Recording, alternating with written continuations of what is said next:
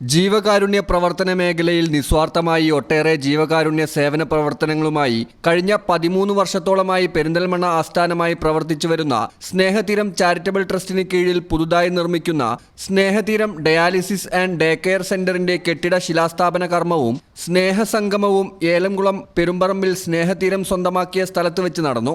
കെട്ടിട ശിലാസ്ഥാപന കർമ്മം പെരിന്തൽമണ്ണ നിയോജക മണ്ഡലം MLA ശ്രീ നജീബ് കാന്തപുരം നിർവഹിച്ചു. പ്രസ്തുത പരിപാടിയിൽ പ്രമുഖ ജീവകാരുണ്യ പ്രവർത്തകൻ ഫിറോസ് കുന്നംപറമ്പിൽ മുഖ്യാതിഥിയായിരുന്നു. പ്രമുഖ മോട്ടിവേഷൻ സ്പീക്കർ റാഷിദ് ഗസാലി അനുഗ്രഹ പ്രഭാഷണം നടത്തി.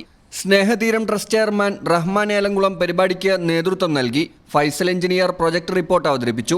ഏലംകുളം പഞ്ചായത്ത് വികസനകാര്യ സ്റ്റാൻഡിംഗ് കമ്മിറ്റി ചെയർമാൻ ഉണ്ണികൃഷ്ണൻ, ആരോഗ്യകാര്യ standing committee chairman MR Manoj, ward member Girija teacher, ESCB president Govinda Prasad, Malabar Devaswom board member MM Ajayakumar, doctor Muhammad Yahiya, Moidutty KT തുടങ്ങിയ മതരാഷ്ട്രീയ സാമൂഹിക സാംസ്കാരിക രംഗത്തെ നിരവധി നേതാക്കൾ പരിപാടിയിൽ സംബന്ധിച്ചു.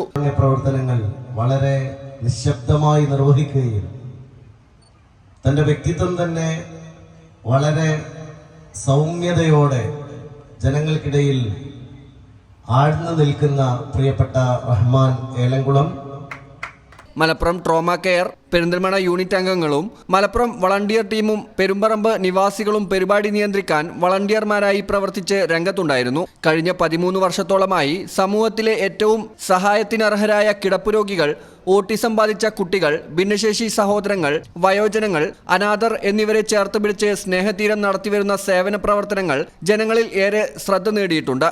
8500 ചതുരശ്ര അടി വിസ്തൃതിയിൽ നിർമ്മിക്കുന്ന കെട്ടിടത്തിൽ നിർധനരായ രോഗികൾക്കായി dialysis centre, day care centre, palliative store, physiotherapy centre, counselling centre, വയോജന ക്ഷേമ കേന്ദ്രം എന്നിവ പ്രധാനമായും ഉൾക്കൊള്ളുന്നുണ്ട്. News bureau, Perinthalmanna.